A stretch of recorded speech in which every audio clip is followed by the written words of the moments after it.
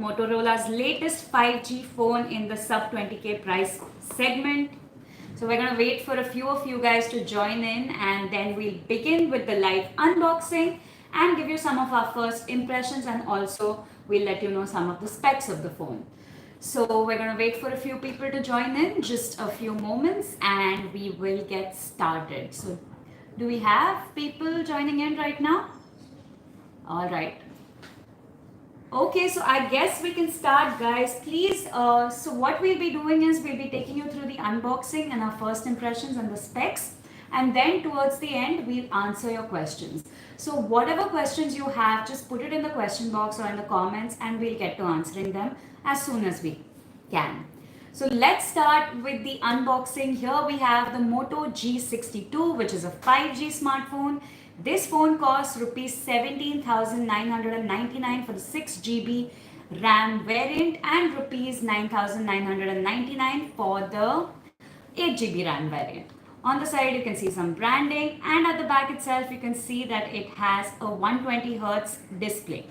Here you can also see that it has stereo speakers with Dolby Atmos support, which is great at this price point, and it also comes with 50 megapixel primary sensor. Let's get into the unboxing. So here we see the phone. We have actually tested the phone a bit already. So we have turned it on before, but we packed it back for you guys here. Let's turn that on and keep it aside for now. In here we have a few pamphlets. So this is a legal and safety guide. And we also have a SIM ejector tool, and we have another pamphlet which is so this is the user guide, pretty compact. We're going to take out the SIM ejector tool just to show you guys. That's what you get. There's no case in the box, but you do get a 20-watt turbocharged brick, and you get a USB type A to type C charging cable. So we're just going to take this out of the wrapping and show you how long the cable is, because that's pretty important for some people. It's a standard length, around 1 meter, and it feels pretty robust as well, which is good. So yeah, it's type C on one end, which goes into your phone, and USB A on the other. So this is the 20-watt charging brick. It's still packed in its plastic wrap. Let's just take it out.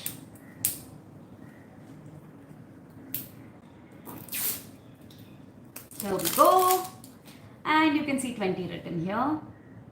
And that's where the USB-A goes in. So that's about it for what we have inside the box. Not a lot. You don't get a charging case, but you do get a charging brick, which is important these days. Here we have the phone. As you can see, it has a punch hole selfie camera and a pretty thick chin. So this is the first thing we noticed as soon as we got the phone. It has a chin similar to the Moto G42 and G52, a thick chin. So it doesn't look as premium because of the thick bezels and the chin. You also have a fingerprint sensor in the power button right here, which is pretty fast from our first impressions. It didn't have a lot of misreadings. We're just going to show you how fast it is, just for reference. So right now the phone is unlocked, and there it's this is locked. Is it locked, guys? Yes. Yeah. And it's unlocked, locked and unlocked. So it's pretty decent. On the side you have the power button, which is also a fingerprint sensor, as we already mentioned, and you have volume buttons. The buttons are pretty tactile. That's all we can say for our first impressions. And on the left side you have a SIM ejector, a SIM tray, which comes with the space for 2 nano SIMs and a micro SD card up to 1 TB, which is pretty great. On the bottom you can see the Type C charging port, a 3.5mm audio jack, and you can see one of the speakers, and on the top here you have another upward firing speaker. So this is a stereo speaker setup with Dolby Atmos support. From our first impressions, the sound is pretty good, the bass is pretty rich, and vocals are clear. There's slight distortion on higher volumes, but it's not bad at all. Now let's look at the back of the phone. So the back has this really nice matte gloss finish. It's actually plastic, but it looks like glass. It's the PMMA material. You've got the Motorola logo here, and you've got a camera island right here. So on top you have the 50 megapixel primary sensor. In the middle you have the 8 megapixel ultra wide sensor, and you also have a tiny 2 MP macro sensor. Here you have the flash, and it sits in this rounded module, which looks pretty nice in our opinion. So all in all, it's a pretty nice looking phone for under 20k, for 17,999 if you're buying the 6GB variant. The phone comes with Android 12 out of the box, and it has the MyUX skin, which is Moto skin, which is very, very close to stock Android. So you'll barely see any third-party apps installed on this phone, and even if you do, you can uninstall these. It's a clean UI. You can see right here we have the tiles on the top, the settings. We're going to show you. It's about the phone here. You can see that yeah, it's running Android 12, and it's on the July 1st security update, which is pretty good as well. So now we're going to run you through a few specs of the phone, and then we'll talk about how we feel about these specs. Just a second. Do we have? Okay, let's get to the questions later. Yeah. So as we mentioned before, you get Android 12 with MyUX skin on top of it. You have an assured update to Android 13, which is good, and you have 3 years of security updates, which is very good. Obviously, we would have preferred 2 years of OS updates, but at least you get 1 year of Android 13 update. The phone comes with the Snapdragon 695 SoC, which is a pretty decent 5G SoC. Max clock speed is 2.2 gigahertz. So it should perform on the lines of other phones with this SoC, like the OnePlus Nord CE2 Lite and the Redmi Note 11 Pro Plus, right?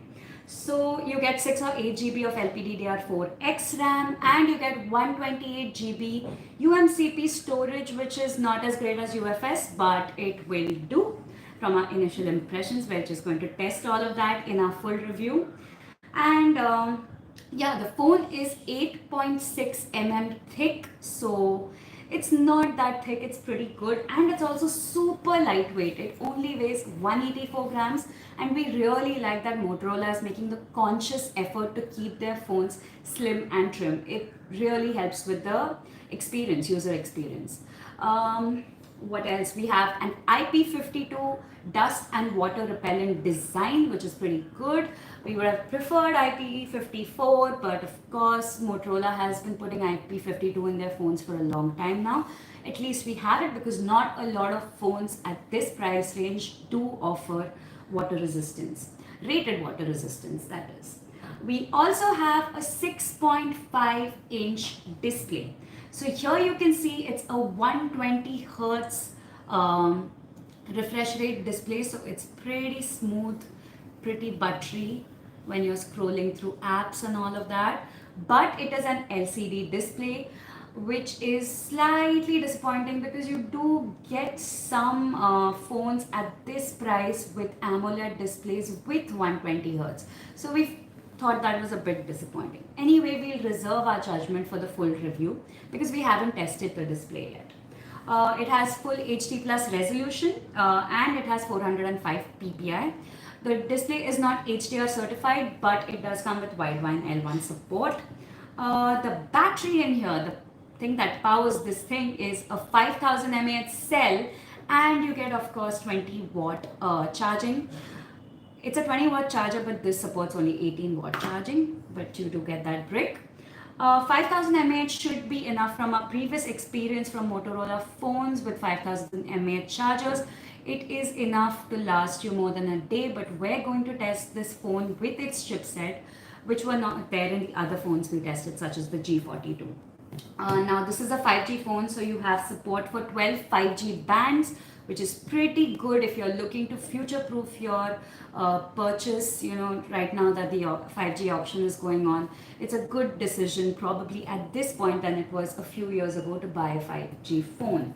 As for cameras, it has a 50 megapixel main sensor. So the cameras are the same as on the G52 and G42. We had some complaints with the G42's camera, but Motorola has told us that they've done some tweaking and some tuning in the software to better improve the camera experience, which is something of course we'll test, and our review will be live on August 16th. You can check that out on our website. We also let you guys know that it has an 8MP ultra wide and a 2MP macro, and it has a ton of features like night vision, portrait, live filter, panorama, AR stickers, auto smile capture, the works. As for the selfie camera, right here, it's a 16 megapixel selfie camera, which was again the same as the Moto G42 and 52. What else do we have? We have stereo speakers with Dolby Atmos. We have support for 2 nano SIMs and 1 micro SD card, and we have Bluetooth 5.1.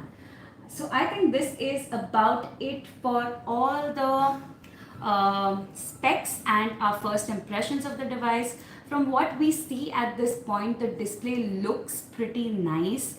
It looks crisp, but we can see that the blacks here are not black like you would get it on an AMOLED screen. So some of the crispness and color accuracy of the device may not be as good as an AMOLED display. The G42 did come with an AMOLED display, but it was not a 5G phone. So if you're getting this 5G phone, there are some sacrifices you'll have to make, such as the lack of an AMOLED display, or the cameras maybe that have not been upgraded over the G42. But it is a 5G phone at this price point. You do get some other 5G phones at this price point as well, like the OnePlus Nord CE2, OnePlus Nord CE2 Lite, and the Redmi Note 11 Pro Plus, and the Poco X4 Pro. So those are your other options, but of course we will test it, we'll compare it with its competitors and let you know how it does in comparison. So far, we really like the minimalistic UI. There's hardly any bloatware, which is excellent, considering options from Xiaomi and Realme come loaded with a lot of pre-installed apps and bloatware and ads.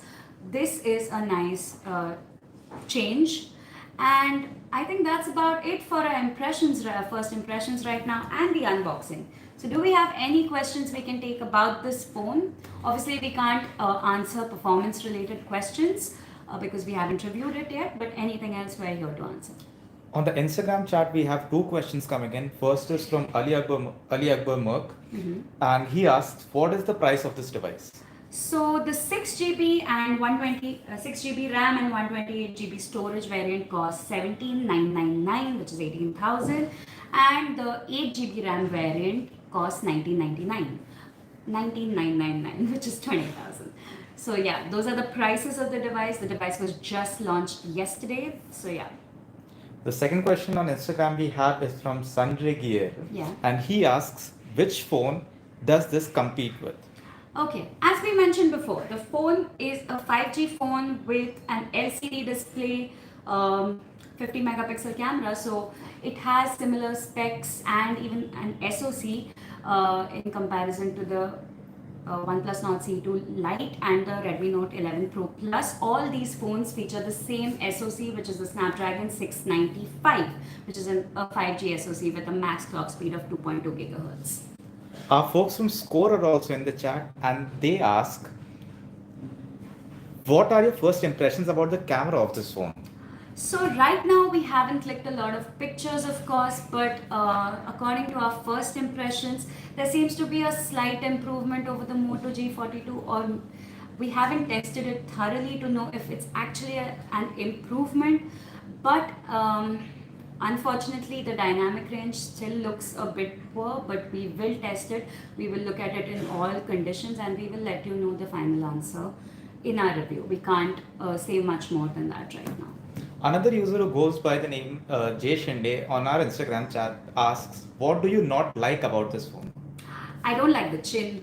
It's very ugly and dated in 2022. It's something that I don't like at all. And also, I don't like the fact that this doesn't come with an AMOLED display, because some of the competitors at the same price with 5G, with 120 Hz refresh rate, and all the features that this phone has offer an AMOLED display, and this only has an IPS LCD one. So those are the two things so far that we're a bit iffy about. Digit Omega asks, is this phone for a normal user? If you're talking about casual users, I think the 695, from what we've tested before, is a really capable chipset for your day-to-day activities such as texting, calling, browsing through social media, web browsing, even some light gaming. You can probably even play Call of Duty on high graphics on this. Of course, we haven't tested this very phone, but we have tested other 695 SD 695 phones, which is why we can say this. You will know for sure if it is good for you and your use case in our review on 16th August. So stay tuned for that. User who goes by the name Aftab Amanullah has asked how many 5G bands are there in this phone? So this comes with 12 5G bands, and they cover most of the common bands like N1 to N8, N20, N28, N38, N40, N41, N77, and N78. So that's quite a good coverage of 5G bands, and it's pretty good. Like, you get all the decent all the good 5G bands on this phone. Aftab also asks, is there any IP rating on this phone, and if yes, then what is it? Yeah, so you can splash this phone with some light water, or in the rain, because it has an IP52 rating. Of course, that means that it can't get soaked, you can't heavily drench it, or you can't put it underwater. This only covers light splashes. So keep that in mind. If there is a heavy downpour outside, we'd still advise against taking this out.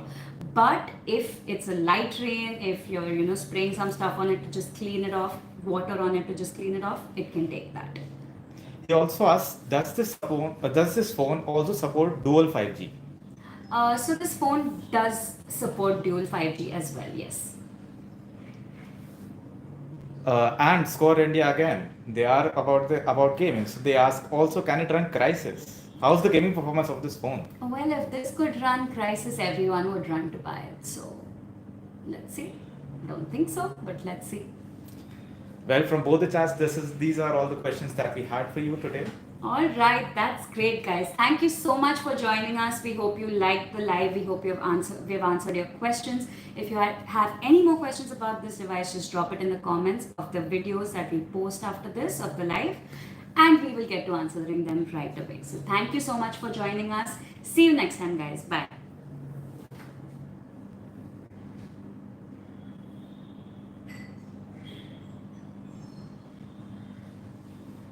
हो गया